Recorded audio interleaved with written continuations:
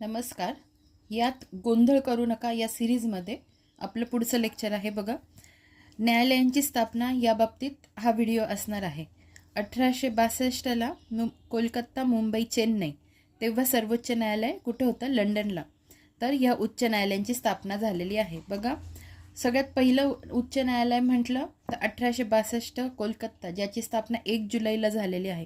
म्हणजे क्रोनॉलॉजी विचारली या तिघांमध्येच तर काय असणार आहे?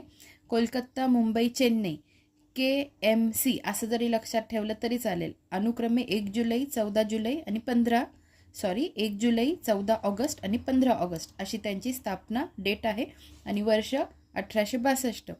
पुन्हा सांगते, 1862 1 जुलैला कोलकाता, नंतर 14 ऑगस्ट 1862ला मुंबई आणि 15 ऑगस्ट 1862ला चेन्नई हायकोर्टाची स्थापना झाली आहे. आणि तेव्हा सर्वोच्च न्यायालय लंडनला होतं.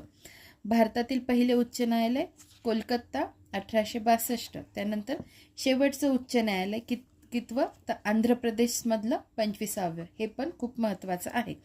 तर इथे थोडक्यात बघून घेऊ अजून काय माहिती दिली आहे. भारतातील पहिले उच्च न्यायालय कोणते? तर कोलकाता 1862. भारतातील शेवटचे उच्च न्यायालय कोणते? अमरावती, आंध्र प्रदेश, जे 25वं होतं 2019 मधलं. ठीक आहे. तर यात गोंधळ करू नका. हे एवढाच चार्ट आहे. बाकी जो चार्ट असेल तो आपण नंतर बघून घेऊ, जो हा चार्ट आहे. ठीक आहे. इथे जे काही दिलेलं आहे ते आपण नेक्स्ट लेक्चरमध्ये बघूया. धन्यवाद.